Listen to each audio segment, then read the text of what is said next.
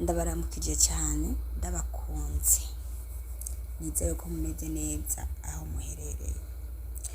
Uyu munsi numvise umwana ukora TikTok gerekeye no ku muntu dufise ngaha yitwa Karine. Burya Karine iyo uriko uratambukira kuri iyi si uhora uraba hasi ukaraba katamabati iriko neza, ukaraba kidasakaye canke iyo urangamije mw'ijoro uribaza ko Imana ihari. Kubera iki Karine wabaye nk'agako kukamabara? Cyari ikintu natahura neza ntibaza, eske uri umurundi kazi, uri umusaudiya, uri iki? Uya turashaka kumenya neza yuko wewe uri mu ruhande rw'abasaudiya no kuri uruhande rwo mu barundi kazi. Ikintu kintangaje gitumye mvuga kandi vrema numva mbabaye, ku munsi w'itariki 12 Kadama ya telefone Karine amubwira yuko Kadama yambwiye yuko tuzogenda gutembera ahantu tumara iminsi 4, telefone ndayisige mu nzu. Namubwira madamu kubera iki telefone ndayisiga mu nzu? Acambwira ngo kubera ukumbajije ko jambuga ati none madamu je katamuryango wanje no muri Saudiya, umuryango wanje mu Burundi byo kunda gute ko siga telefone mu nzu? Canangazwa no kamira ati umugabo ngo tugiye gutembera kwa bene wacu telefone uzoyitwara. Umugabo ngo tugiye aho tumara iminsi 4-3 uzoyisiga mu nzu. Burya ntiyateganya acha telefone avuga ko kamabara wumva Karine. Amaze kuvuga telefona Imana yanje aritaba. Rero ikintu gihari aho buje tutaramenya twe twarariwe twaraguzwe, kuko Kadama gitelefona yiyugaraniye mu nzu kugira sindamwumva ivyavugana nawe. Ahubwo rero baramucorera amahera bakamuha agacabona kunyanyasa abarundi kazi. We naho uvuga gute nawe uri mukuri ntiwigera utsinda.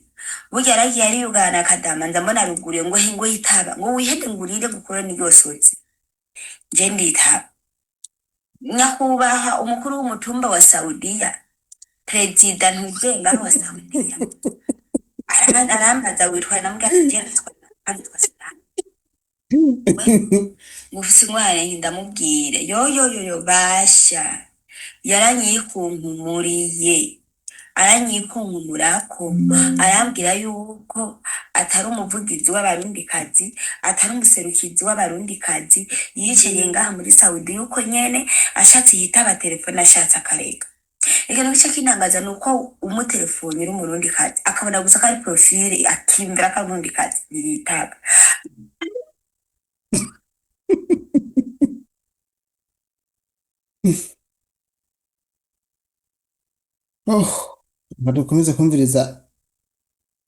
Reka dukomeze kumviriza iyi shebebe ngo ni Karine kabisa. Mana we, ariko urumva ukuntu yamukira abarundi. Gusa jewe kimwe Karine ndamwifurije kuramba. Karine mbeho akari imbere karahinda, ndavuga kari inyuma karahinda, kari imbere karahinda. Wewe ramba turamba. Burya ico umuntu abibanisha azokwimbura, ukora ivyiza ukabisanya imbere, ejo uzoshobora gupfa usiga abana, izo mbuto uzobasigiye nizo zosigara bararyama. Natangaje cane ntaho tuzohurira, ikintu kidahura n'imisozi niyo abantu bo baratinda bagakutana. Urabona ko umunsi umwe umuntu uri hejuru ahambaye, tureka guhura nawe tugahura n'umuryango wawe canke tugahura n'igisanira cawe, ariko kubw'ivyo uzoba warakoze urushe igihe tuzoba tuhahurira ivyo tuzokwishura bivaye n'ivyo tuzoba duhuriyemo. Rero wige kwigenza runtu no kuvuga make, ibihe biha ibindi, kandi aha turi hari abandi. Nimba utekereza neza ukibuza yuko aho wicaye hari uwundi muntu, sinzi ko ubaza ukungene Aline yari ngaho, ukungene yagiye muri iyo misi iheze aho Aline afiriye bariko badumisha yuko yishwe nawe wari wacunyije, wari watekereje, ariko muri ino misi wasubiye kubishebera. None se yamwishe gaho yamwishe. Numva Alice ko Alice akara gutelefona muri TikTok mwisigura ko Aline ariwe yagucafurije izina. No, ce n'est pas ce n'est pas possible. Nta Aline yagushafurije izina, ni wewe izina ryawe uriko uraryicafurira. Ntudusubire gushira mu kanwa Aline, ni wewe Karine, izina ryawe niwe uryicafuriza. Je ndabivuga ndabifitiye ubuhamya, mabuja wanje amaze kugutelefona incuro ya 5 kuva ashitse ngaha muri Saudi mu kwezi kw'indwi, nta musi n'umwe urigera uvuga ikintu kizima. Ni Aline, si wewe, si wewe mwishwana na mabuja. Kumba amafaranga bareka kutwongera bayacurira mwebwe abo ku ma ofisi mukatudandaza. Mama wanje hari uwundi wo ku yindi ofisi abadandaza bakakuramwo imitima, bakakuramwo n'amahaha, akaba ari we yunguka. Kumbe we niwe mufitaniye mission zabara, kuko navyumvise yuko utaje kuduserukira no kutuvugira, mwaje kutuvugisha no kutudandaza badukuramwo imitima n'ibiki, batwica batwuganira ahantu. Kumbe mwe muba mufitaniye mission n'aba boss mukavugana, twebwe atavyo tuzi, imiryango yacu igasigara ariko umenye neza amaherezo y'imbuga ni mu nzu, muzoca indatumutahe. Ibi muriko mukorera abarundi kazi bigatangazwa bigashika mu Burundi, bigashika naye bakabibona, mubikore neza muzi ko mutazotaha akaburi kanyu. naravuze ndaruha, naravuze ku yishetani Karine, naravuze ndaruha, n'ubu ndacavuga. Uheza guhemuka ibigori bigaca vyera. Uyu muntu Karine ni mubi mu abantu mwe. Uyu ni shetani mufise mwebwe, no kuri sindababesha.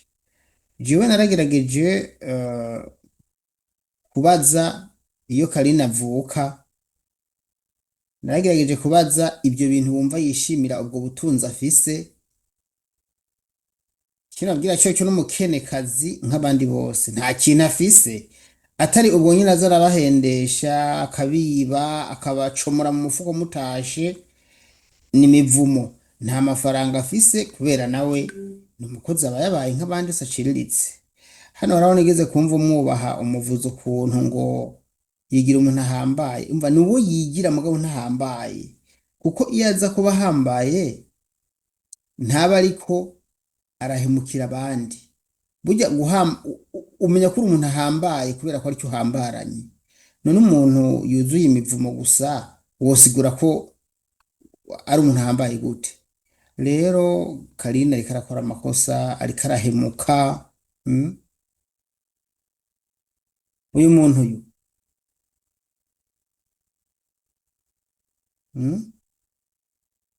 ariko arahemukira abarundi.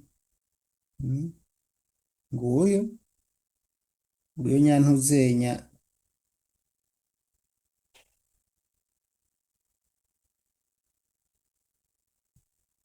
nguyo nyashetani n'ukuri. Basha ibintu biraza nabi kweri, murabona kweri he washo umuntu n'ukuri. Se turakwamamaza nta kundi ko ari byo ushaka.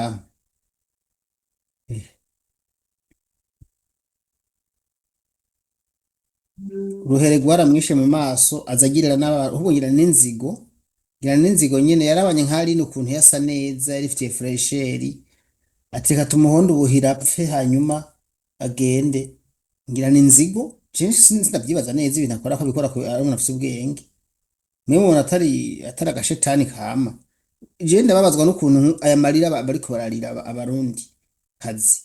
Iyo numvise umuntu ariko ararira nk'uku, ubu buhemuzi urabakorera birambabaza. None kuza wisigura ku matelefone, wisigura ibiki kandi ubona uri umuhemu, uri umuntu mubi. Mundabiri shetani ngo n'umuntu n'ukuri. Yarahemutse yirenza umukenyezi mwiza afise ubwiza Imana yamuhaye, aramwica nako pana ngo baramwica, ntabwo navuga ngo bwishi. Arangije arigamba, arararama, aza kwisigura ku matikitoki ngo siwe yamwishe. Nimba atari we wamwishe wakoze iki kugira ntapfe? Ega ari gihe mwana numva ariko aravuga, nari numiye je kugira sinimvuge ko byinshi kwibira mugabo uhora wumva yisigura ngo sije namwishe. Nyamba atari we wamwishe wakoze iki kugira ntapfe? Uyu kugira ntapfe wakoze iki kugira ngo ntapfe? Tubwire icyo wakoze. Waramuvugiye, waramusabiye, baramutahana ko se wiwe yabazanye n'amafaranga akayabaha, mwarayatoye kugira ngo mumurekure? singuyu ntiyapfuye ubu nta ikiziga ntikiri muri Saudiya, ntikiri muri mpuzenya muri Moroke, singuyu urazi igihe amaze muri Moroke, singuyu hari n'amambaza ngo none ngo arine ngo ari hehe, ubu n'ukuri ari muri Moroke. Ariko mugabo hariho amakuru numvise y'ihumure uyu munsi nyine kwirigenekerezo rya 26 ukwezi kwa gatanu umwaka w'ibihumbi 2025 ko ikiziga ca Aline bidahindutse kizotahanwa ejo mu Burundi kw'igenekerezo rya 27 ukwezi kwa gatanu umwaka w'ibihumbi 2025. Tuzonababwira abantu mwagerageje gushigikira canke abantu mwifuza gushigikira bifuza kuja kubuherekeza umuryango we washira itangazo hanze tukaribona, tuzoheza tubabwire mugende kwifatanya n'abandi muherekeze umuvukanyi wacu twabuze tutanka. Ejo bidahindutse ikiziga ciwe kizotahukanwa mu Burundi, ivyo gushingura tuzobamenyesha. Iki gisigo nyene ngo ni Karine caramwishe, iki gisigo iki mubona iki umugabo ntiyobora no kwica abantu abo kuntu akanura imboyongo jinshi ambavura numvise abantu bariko baridoga ibaze nk'umuntu yifitiye agatelefone ari kumwe na nyinabuja wiwe, wowe uza gutambama ngo ntatunge telefone gute kandi wowe uyifise, basi butuma winumira pana ngo takwiteranya n'abantu wowe kufise telefone bijya nko kwaka telefone iminsi 2 wewe cyo iminsi 3 ntiwoca usara mu gahanga. Abantu bose abarabo bamampa cya video cyawe wagiye gukora ngo urumva ngo telefone ngo uri gushugena ngo gashira mu cyumba ngo ahereza shetani mubaya mucanganye, sinkunda kuvuga nabi mugabo urambabaza vraiment. Urabona umuntu wirahiye koko ngo sije namwishe wakoze icyo ugira ntapfe mbarira, wakoze icyo ugira ntapfe shara umukenyezi wishe vraiment. Nawe umukenyezi wihabwo ngiramubwiye n'inzigo kubera ari mwiza ucuraza kushura mwica kubera inzigo wanka no kumuvugira no kumutabara araza ngaho kubira muramuhondagura ngo fyoto.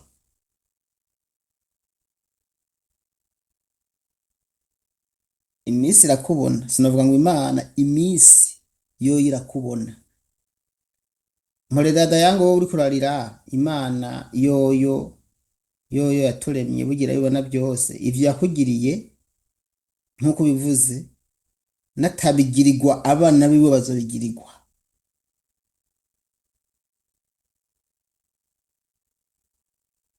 Kanigereze ngaha.